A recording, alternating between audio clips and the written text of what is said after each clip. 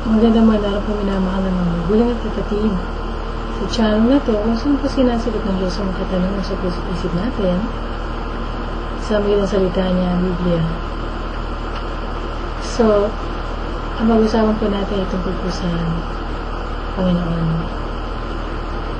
Kung nabasa niyo po yung article tungkol kay Larry King, yung pinakahuling lumabas, na kung saan sinabi niya na isa daw siyang mananatili daw siyang atheist o hindi naniniwala sa Diyos.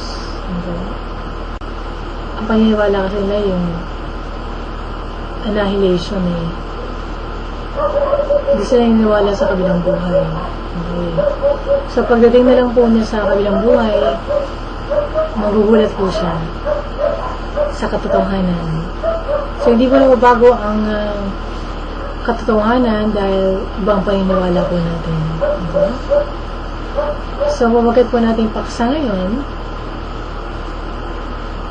ano ang mga katangian ng Diyos? Ang makakapagsabi po sa atin kung ano ang Diyos at sino siya ay ang Biblia. Sa simbahan po natin, hindi tinuturo ang salita ng Diyos. Zero po ang kaalaman natin ng sa Diyos. Kung wala pong otoridad ng Biblia, ano mga pagpapaliwanag natin tungkol sa mga katangian ng Panginoon ay pawang opinion lamang. So, makibukas po tayo sa Job. Sa Job, araw na po dalawa, hintayin po natin doon saan ito. Okay.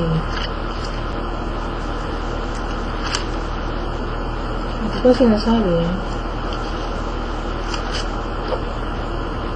Huling chapter pala yun.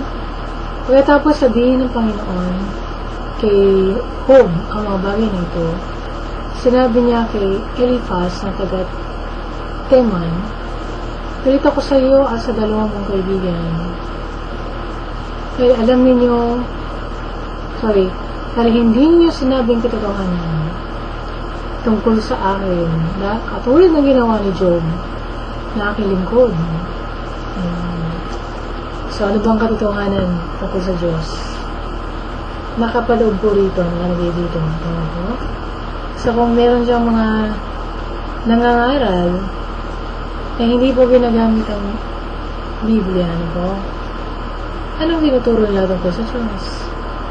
Mga opinion, mga sarili nilang paniniwala tungkol sa Diyos. Okay. So, madalas po mali. Dahil mali pong pagkaunawa natin. Pagkat hindi natin pong lubos na maunawaan ng Diyos, dahil limitado ang pag-iisip ng tao, pero pwede po natin maunawaan ng Diyos base po sa nakasulat po sa Biblia.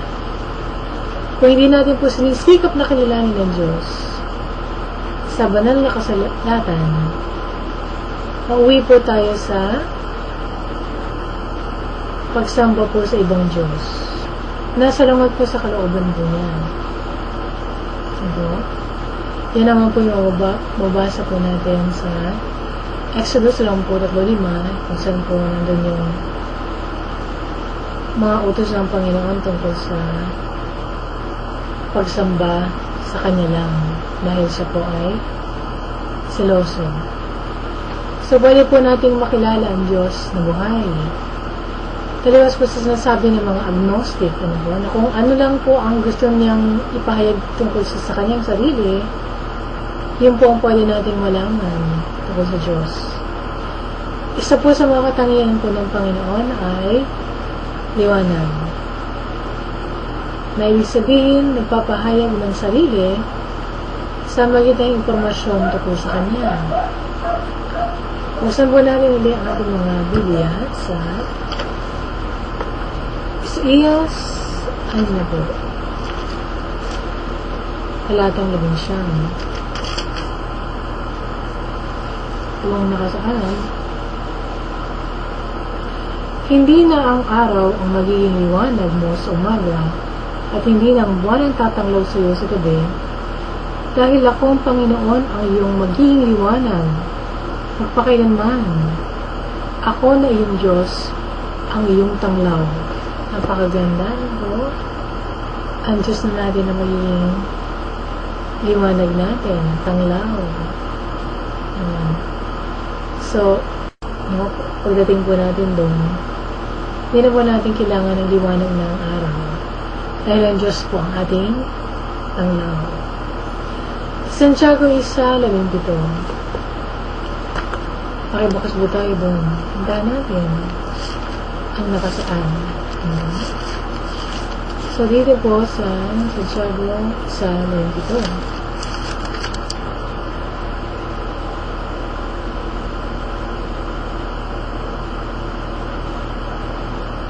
Ang sabi dito, lahat ng mabubuti at angkop na kaloob ay nanggagaling sa Diyos na siyang lumikha ng mga bagay sa langit na nagbibigay liwanag. Siyang gumawa ng mga araw, buwan at mga bituin, na nagbibigay ng liwanag. Okay, so, paano po ng Diyos pinapahayag ang sarili niya? Makikilala po natin siya sa sanglilikha, sa Biblia, at sa kanyang salita na nagkatawang tao. So, sino po yun ang Panginoong Jesucristo? So, ginawa po tayo ng Diyos, siya ang lumikha po sa atin, na nakalagay po sa Genesis 1:1, sa pasimula ay ang Diyos. So, nilikha niya ang lahat ng bagay. Tingnan naman po natin nakalagay naman po sa Salmo 24.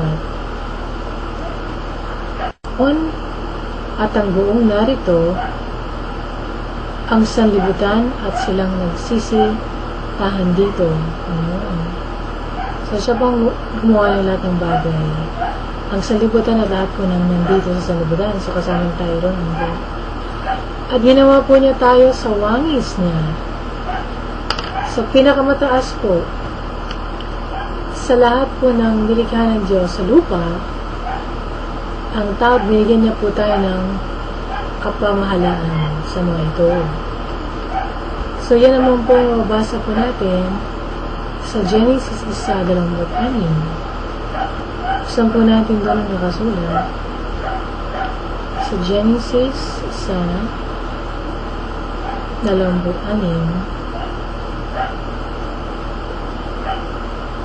Okay. Sinabi ng Diyos, lalangin natin ang tao sa ating larangan, ayon sa ating wangis, at magkaroon sila ng kapangyarihan sa mga isda sa dagat, at sa mga ibon sa himpapawid, at sa mga hayop, at sa buong lupa, at sa bawat umuusad at nagsisiusad sa ibabaw ng lupa. At nilalang ng Diyos ang tao ayon sa kanyang sariling larawan, ayon sa larawan ng Diyos siya nilalang. Nilalang niya sila na babae at lalaki.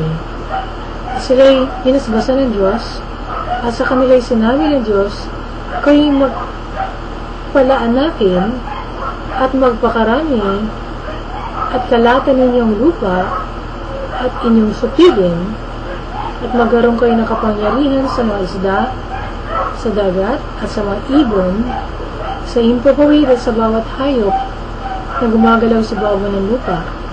Yan po, So, ginawa tayo ng Diyos sa kanyang wangis. So, binigyan tayo ng kapamahalaan ng Panginoon. So, nasira po ang sanlilikha dahil po sa pagbagsak ng tao sa kasalanan.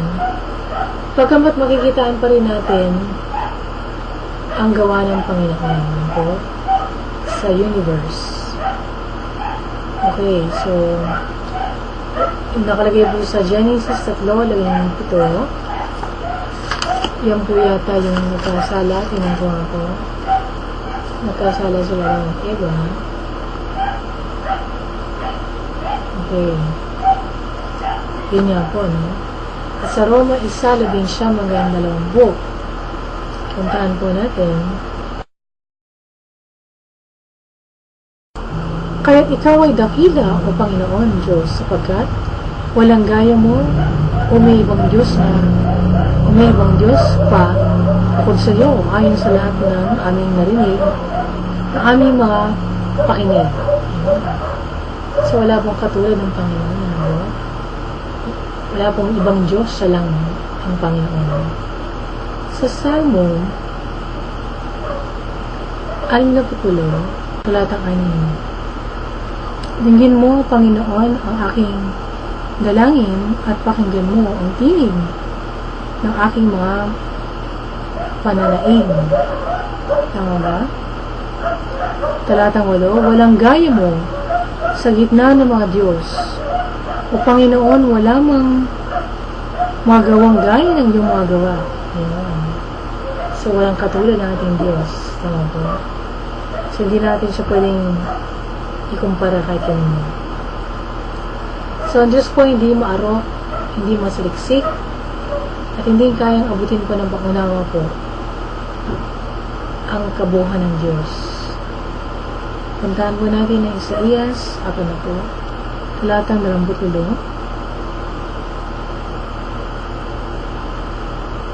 Okay, so puntahan po natin. Hindi mo baga nalalaman, hindi mo baga narinig. Ang walang hanggang Diyos, ang Panginoon, ang may lalang ng mga wakas ng lupa, hindi nalalata o napapagod man, walang makatarok ng kanyang unawa. Ayan. So, hindi natin po kayang abutin ang pangunawa at maarok ating Panginoon. Salmo 145, 3. Dakila ang Panginoon at marapat na purihin ang kanyang kadakilaan na hindi masayo. So, basahin na lang muli po yung mga ibang mga talata dyan. Ano po ang katangian ng Panginoon? Makatarungan ng Diyos, wala po siyang kinikilingan at pinapaboran. Ang Diyos po ay patas. Sa Deuteronomy, puntahan po natin. Tatampok 2, talata 4. Siya ang bato, ang kanyang gawa ay saktal, sapagkat lahat niyang daan ay kahatulan. Isang Diyos na tapat at walang kasamaan, matuwid at banal siya. Yes, ang Diyos po natin ay makatarungan. Okay. So, kung may nangyari sa ating injustice, hindi po ang Diyos ang may kagagawan po. Nakalagay po sa Salmo 18, talata 30.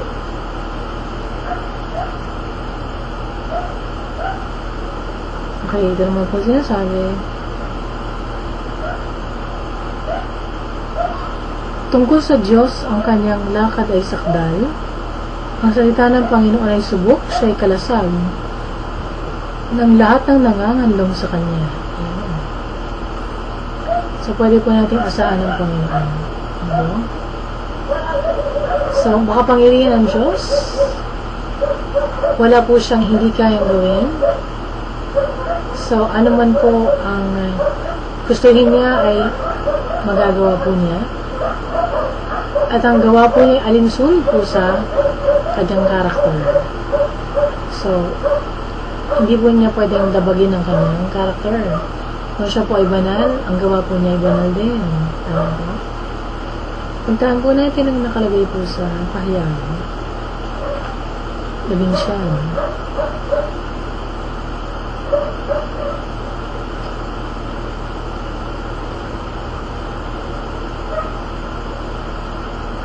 Sa Pahayag 11, 6. So, diba sinasabi, pagkatapos, muling may narinig ako, parang ingay ng napakaraming tao na parang tagaslas ng talon o dagundong ng malakas na kulog.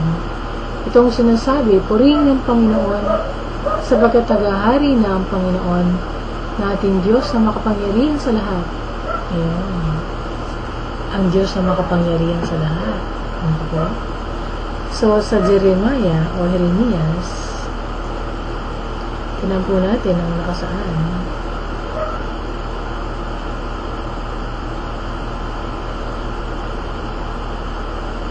Ang Panginoong Diyos, narito iyong ginawa ang langit at ang lupa, sa magitan ng iyong malaking kapangyarihan at sa magitan ng iyong unat na kamay.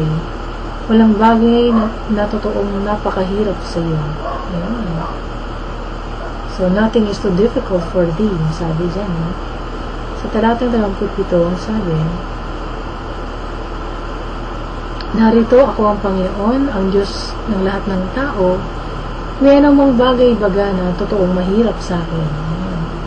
So, meron bang mahirap na gawin para sa Diyos? Wala. Kasi siya po ay makapangyarihan sa lahat. So, nasa lahat po ng dako ang Diyos, wala pong pwedeng magtago sa Kanya. O sa Ingles, siya po ay omnipresent. So, puntahan po natin ang nakalagay ko sa Salmo 139. Okay. Talata 7. Saan ako pupunta na wala kayo? Kung pupunta ako sa langit, nandun kayo. Kung pupunta ako sa daigdig ng mga patay, nandun kayo. Kung pumunta naman ako sa silangan o tumira sa pinakamalayong lugar sa kanluran, kayo ay naroon din upang ako'y inyong patnubayan at tulungan. Napakaganda, no? Hanggang 13 pala yun, ipagpalagay natin na mapapakiusapan ko ang dilim na itago ko o kayang liwanag sa paligid ko ay maging gabi, pero ang kadiliman ay hindi dilim sa inyo, Panginoon. At ang gabi ay parang araw din dahil para sa inyo, pareho lang ang dilim at ang liwanag. Kilala niyo ako dahil kayong lumikha sa akin, kayong umuwi sa akin sa tiyan ng aking ina. Ayun, napakaganda ko. May sinasabi. So, kahit saan tayo pumunta, naroon ang Panginoon. Ano po? Sa Jeremias, tingnan naman natin, baka malino naman ang suot kong halata. Sayin po natin. Lambo 3.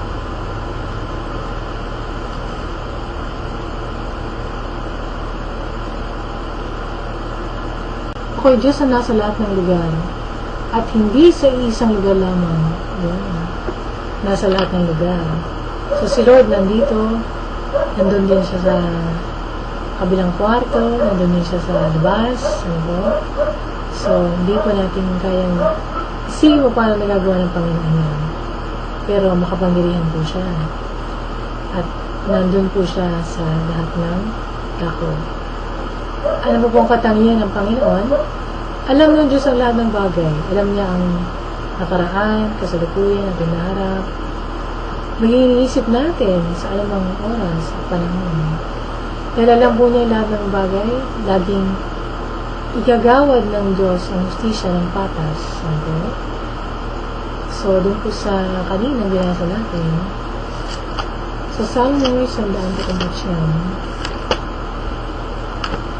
puntahan po natin doon ang mga sulat. Ito po ang sinasabi. Talata 1:5. Panginoon, sinisiyas at kilala niyo ako.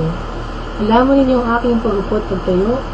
Kahit na kayo ay nasa malayo, ang aking isip ay nalalaman niyo. Nakita niyo akong habang ako'y napapahinga, nagtatrabaho, lahat ng ginagawa ko ay nalalaman niyo. Panginoon, hindi pa ako nagsasalita. Alam niyo na aking sasabihin, lagi ko kayong kasama, at kinakalingan niyo po sa magitan ng inyong kapangyarihan. So, alam ng Diyos ang lahat ng bagay. Yung mga iniisip natin, nasabihin pa lang po natin, alam ng Panginoon. So, basahin niyo rin po yung isa po pong talata, Kabikaan 5 ng 1. At ano po ang katangian ng Panginoon? Ni isang Diyos. Hindi lang, wala nang iba kundi ang nag-iisa po ang Diyos. At siya lang po ang makapagbigay tugon sa pinakamalalim na pangailangan po natin at inaasam-asam na ating mga puso. Siya lang ang karapat dapat sambahin at mahalin. Ito. Tandaan po natin ang Deuteronomio 6:4. Ang sinasabi,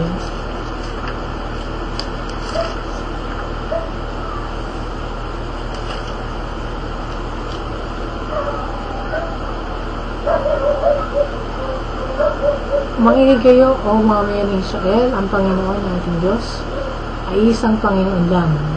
Ang Diyos po ay isa. Okay? So tayo mga Kristyano, hindi sumasamba sa tatlong Diyos, kundi isang Diyos. May tatlong persona. So kahit na balibalik rin natin ang utak natin, hindi natin maintindihan yun dahil tao lang tayo na nilikha ng Panginoon. Limitado ang pag-iisip natin. So, matuwid ang Diyos, ibig sabihin, hindi niya palalampasin ang maling gawain. Dahil sa katuwiran at hustisya ng Diyos, nang sa ganun makatawad po tayo, kaya naranasan ni Jesucristo ang poot ng Diyos noong nailagay sa Kanya ang mga kasalanan po natin. Okay, so basahin mo natin dyan ang isa sa mga talata sa Roma 3. Dalamput isa hanggang 26. Pero ngayon, inahayag na kung paano itinuturing ng Diyos na matuwid ang tao. Ito ay minsan may din ang pagsunod sa katotosan. Ang katotosan na mismo at ang mga propeta ang nagpapatotoo rito. Ang tayo tinuturing ng Diyos sa matuwid sa magitan ng pananampalataya kay Jesucristo. At walang pinapaboran ng Diyos, kaya ang sino mong sumasampalataya kay Jesucristo ay tinuturing ng matuwid. Sabagat ang lahat ay nagkasala at hindi naging karapat-dapat sa paningin ng Diyos, ngunit dahil sa biyaya ng Diyos sa atin, tinuring niya tayong matuwid sa magitan ng Jesucristo na siyang tumubos sa atin. Ito'y regalo ng Diyos.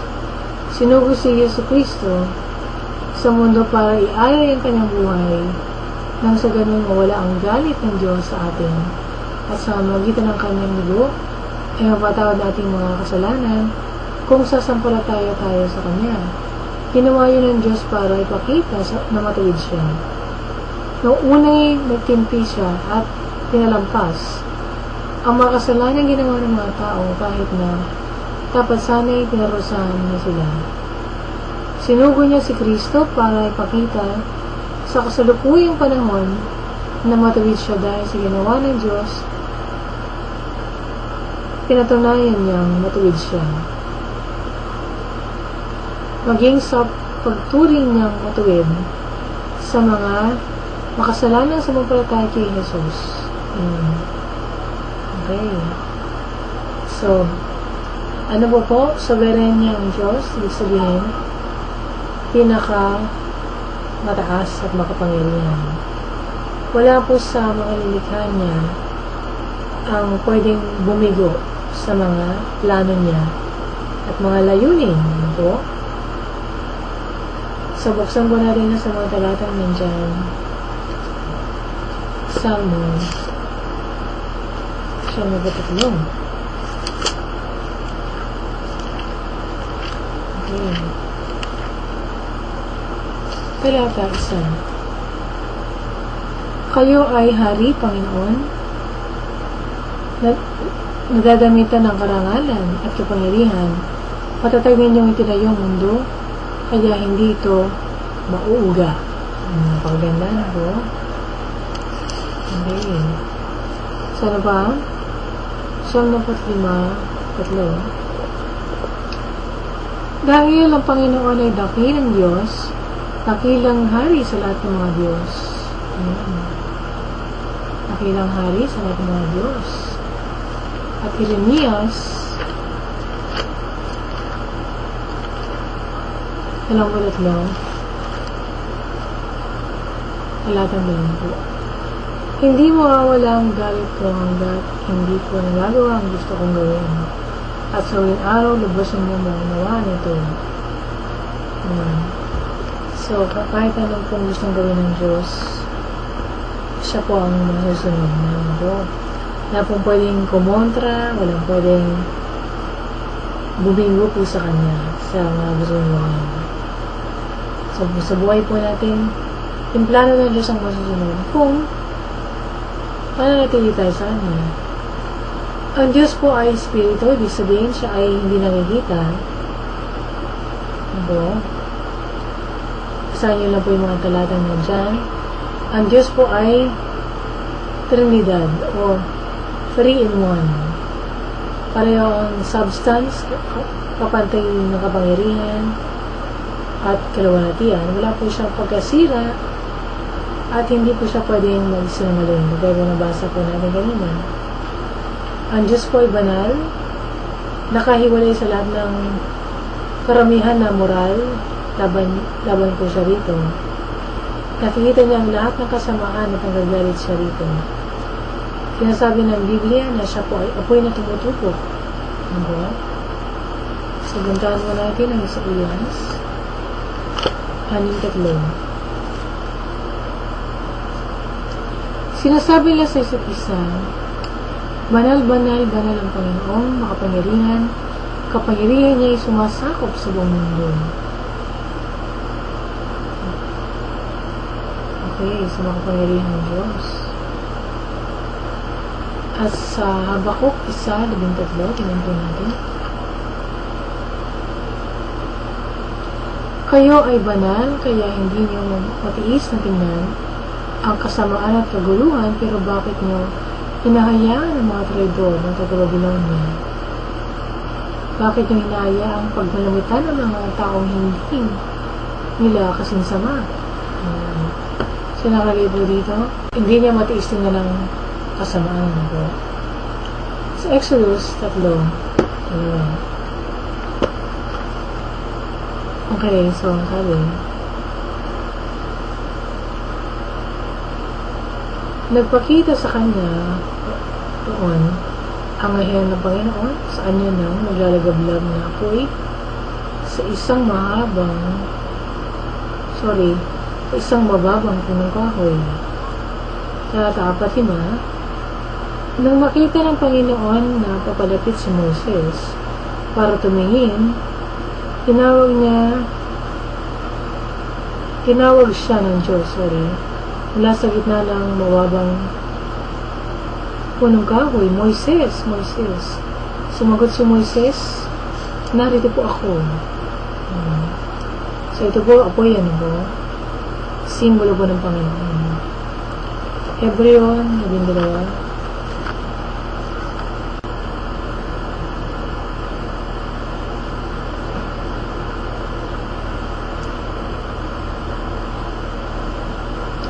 Dahil kapag nagparusa ang ating Diyos, ito'y parang apoy na nakakatupok. Ayun. Sa doon pala nanggaling yan. Ang Diyos ay parang apoy. O siya ay apoy na nakakatupok. Okay, so, ang Diyos po natin ay gracious. At kasama po sa biyaya po niya, ang kanyang kabutihan, kabaitan, kahabagan, at pagmamahal. Kung hindi po dahil sa biyaya niya, hindi po tayo makapabilang sa presensya niya ng kanyang kabanalan.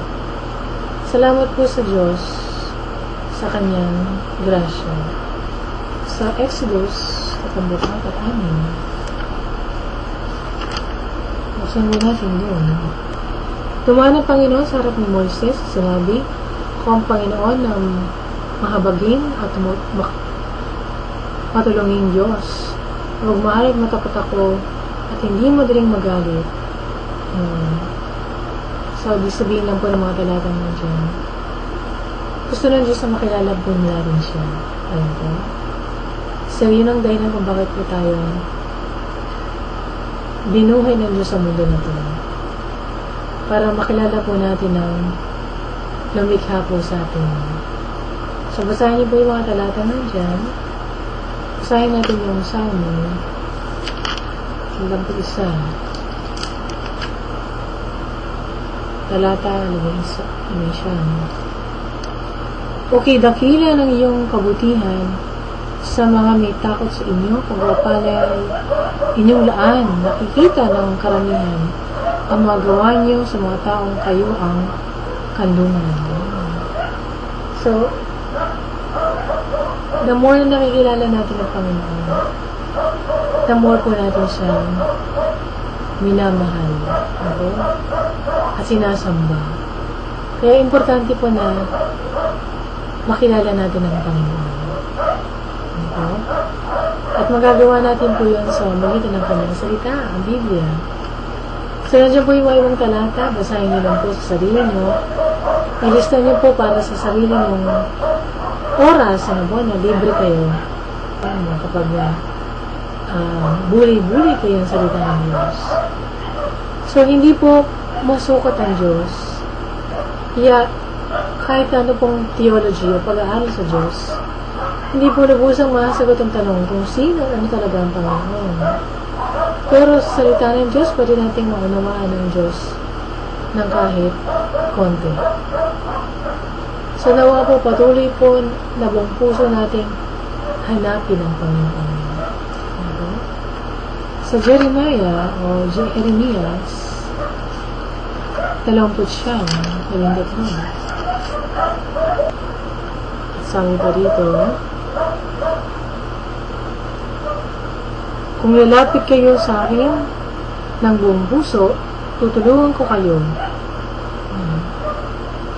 Okay.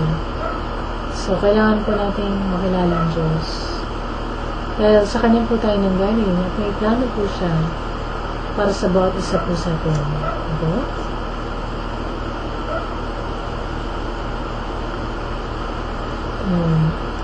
So, ang Diyos po natin ay isang personal na Diyos.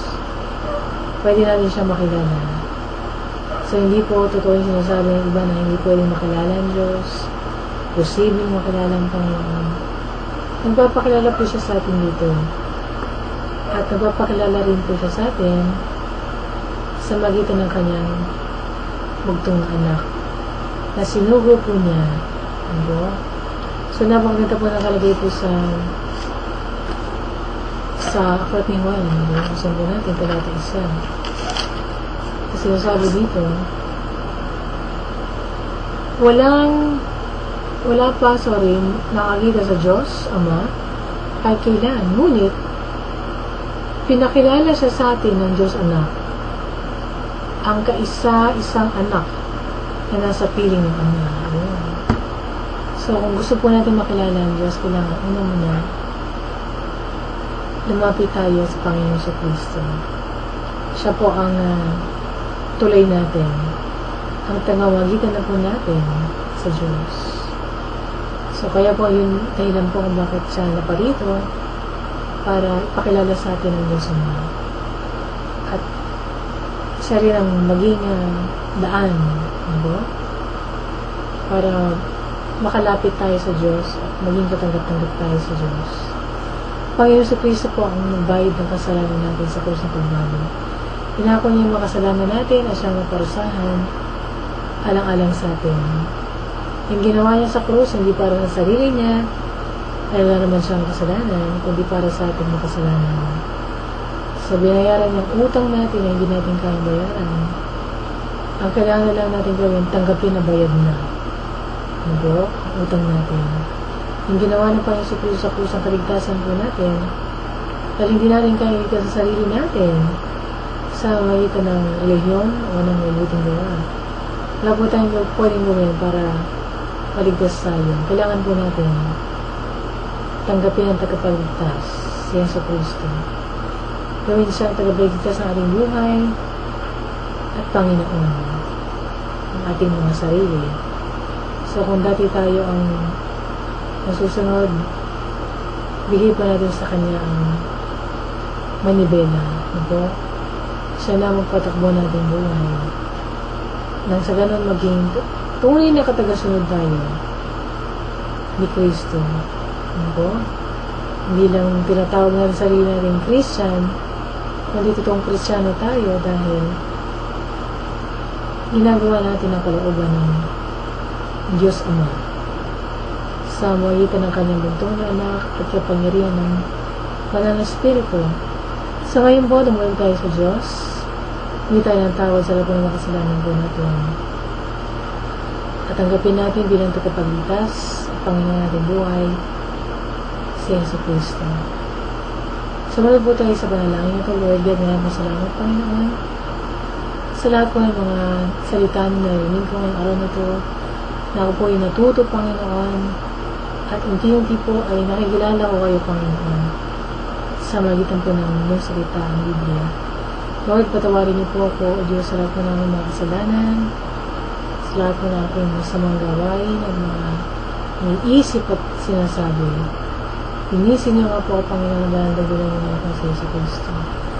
Panginoon, sumasok po kayo sa aking puso, kayo po maging tagapagligtas sa aking kaluluwa, ang maging Panginoon na aking buhay.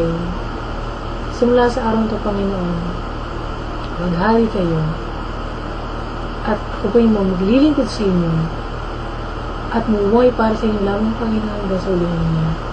At Panginoon, puso-pusin niyo rin po ako ng Banal na Espiritu, pang maintindihan ko po yung salita, ang Biblia, may sa bumuhay ko ito sa araw-araw, at maging matagumpay po ako na Kristiyano laban sa lahat po ng mga tukso at lang ng trouble. Thank you, Lord God, sa lahat po ng ginawa niyo para sa akin, sa pag-ibig mo, ay pinamala sa krus ng Kalbaryo, Panginoon. Sa buhay na wala hanggan na binagkakalabong po sa akin, thank you, Lord, sa kaligtasan na aking kaluluwa. Salamat sa kataparan po na aking mga kasalanan. Panginoon, pinupuri po kayo, pinasalamatan sa lahat po ng rinano niyong maganda para sa akin. At pwede ko pala kayo makilala, Panginoon, sa personal na paraan. Salamat po, Panginoon, sa lahat po ng biyaya niyo. Ito aking dalangin sa matawag sa pangalan ng Jesus. Amen. Sa kanalayan ko yan, magsaya kayo, magkaroon kayo sa tuwa, ay napatawad ng Diyos ang lahat ng kasalanan niyo. Pagsabihin niyo po sa mga kapamilya niyo, katrabaho ka, eskwela, na Kristiyano na kayo at pumunta na kayo sa langit. So para lumago po kayo sa pananampalataya, magbasa kayo ng Bible, simulan niyo po sa Gospel of John, kilalanin niyo pa yung si Kristo, sumunod kayo ng church na nangangaraw po ng salita ng Diyos. Hindi po doktrina ng tao, filosofiya ng mundo, hindi po tradisyon ng simbahan, kundi ang purong salita ng Diyos, walang dagdag, walang bawas, mula Genesis sa Revelation, at ang mga tao yung malayong magbasa ng Biblia sa sarili nila. Hindi sila binabawalan ng mga ministro. Nagawala po tayo ng church na kung saan ang Panginoon sa Kristo lang rinataas. Hindi pangalan ng kung sino-sinong santo, hindi pangalan ng Mama Mary, hindi po pangalan ng sekta talihim, kundi tanging si Jesus lamang dahil siya lang po magdadala sa atin sa langit. At sa unod, maghanap po tayo ng church na kung saan ang Banal na Espiritu kumikil sa gilitnaan. Tumutulong sa pagsamba, binabagong buhay ang mga pataya, ay gumagawa ng mga kababalaghan at mga himala sa buhay natin. So, kung iba na-bless ang programa natin ngayon, pangalitan din po sa mga tao na may sagutan doon sa mga katanungan nila sa buhay, hindi naman na kailangan mga pa sa dilim o kaya pili mo rin magturaw sa TV na kunyari sinasagot ang tanong nila pero pinapaikot lang sila at pinapasali kayo sa panibagong sekta. Ang kaligtasan po ng kaluluwa natin wala po sa pagsali sa relihiyon, kundi nasa tamang relasyon sa Diyos sa magitan ng kanyang buntong na anak na si Jesus. So kung meron kayong mga feedback, suggestion, comment, mga prayer request o kaya mga answered prayers, pwede po kayo mag-email sa akin, mag-tweet o kayo mag-text o sumugay sa lugar. At kung kayo naman po inihibo ng Panginoon na sumama sa mini senator na magligtas ng kaluluwa, pakiisa po sa ating adhikain na dalhin ang ating mga kababaeng Pilipino sa paanan ng krus para maligtas. Welcome po ang tulong ng panalangin at tulong ng pinansyal. So, hanggang susunod po ng pagkikita po natin dito po sa YouTube. Sa Diyos po na buhay, ang lahat ng papuri at katakilaan. Tagpalain po kayo natin mahal na Panginoon.